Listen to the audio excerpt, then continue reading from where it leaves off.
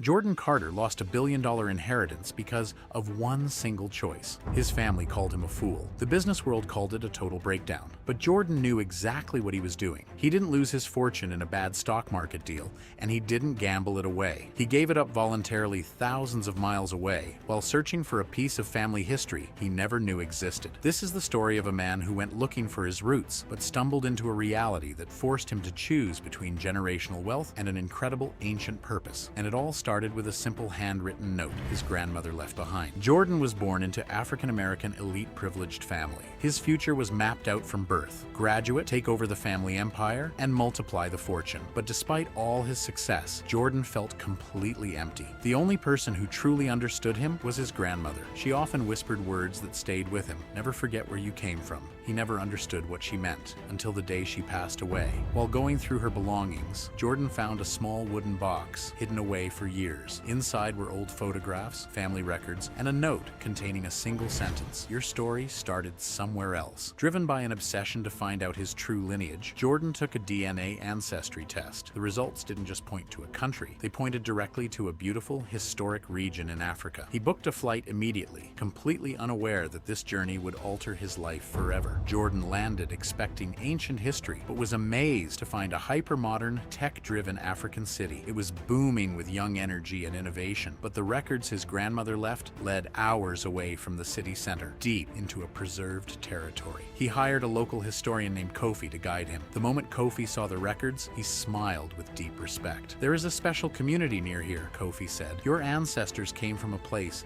that protected something the rest of the world has lost." When they arrived, Jordan was stunned.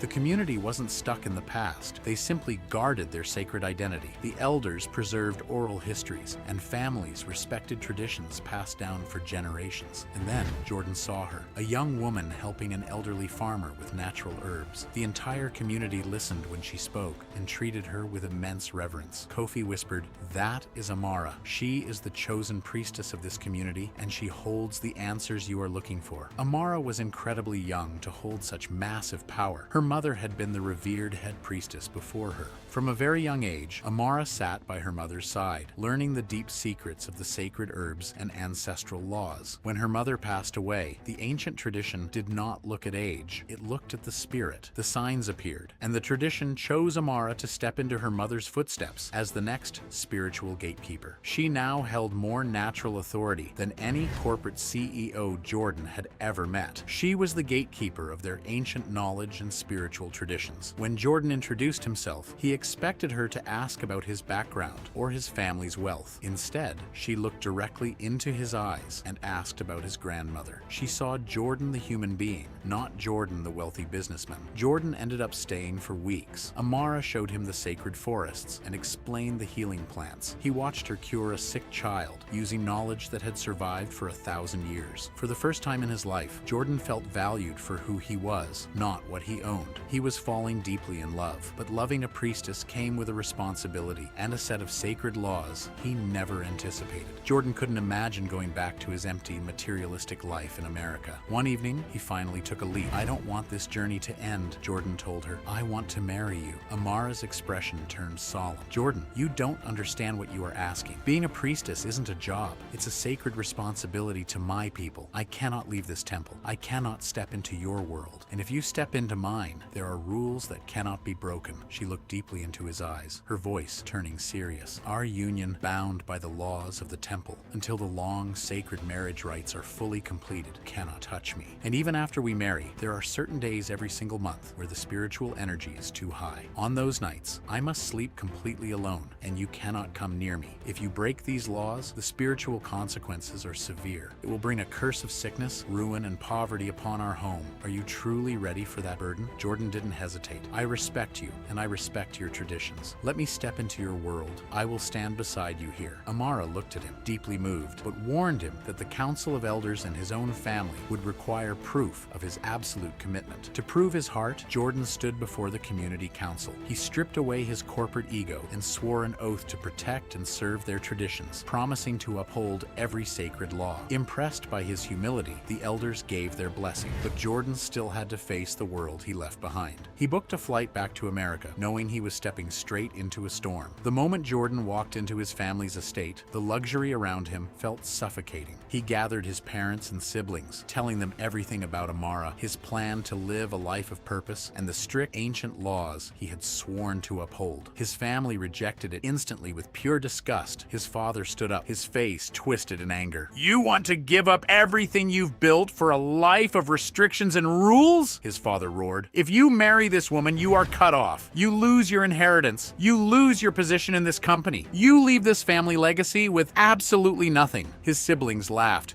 telling him he was throwing his life away for a delusion. Jordan looked at them, then looked out the window at the city skyline. If he stayed, he would live a wealthy but empty lie. He looked back at his father, took a deep breath, signed the relinquishment papers, and walked out the door with nothing but a backpack. When Jordan arrived back in the African community, Amara was waiting. Seeing him walk down the dirt path with just a backpack, her face lit up with pure joy and disbelief. She ran to him, tears of happiness in her eyes. In her heart, she truly believed that no modern man would ever accept such heavy burdens, sacrifices, and strict laws just to stand by her side. She was completely shocked and deeply moved to find a man of such rare character. There was no luxury wedding, no press, and no wealthy guests. They married traditionally in a beautiful, strict ceremony inside the sacred temple. Today, the man who once lived in luxury wakes up before sunrise to farm the land, help the community, and stand proudly beside Amara. He carefully respects her sacred boundaries, understanding that his new life requires discipline and reverence. He lost the fortune, but he gained an unshakable sense of identity that money could never buy. To the business world, Jordan Carter made a foolish mistake, but to the people who understand human psychology, he won the ultimate game. Why does this story shake us so deeply? This highlights the profound shift between chasing external validation, like money and titles, and finding true alignment. Our brains are evolutionarily wired to see safety in extreme wealth. We often mistake material comfort for personal freedom, but true psychological freedom means realizing that the hardest choice in life isn't achieving what the world wants you to want. It's deciding what you are willing to lose to finally be free. What would you have done if you were in Jordan's shoes? Would you take the $1 billion or the ultimate purpose? The mind always leaves clues. Most people just never learn how to read them. Follow Mind Decoded for more stories that reveal the hidden psychology behind human behavior.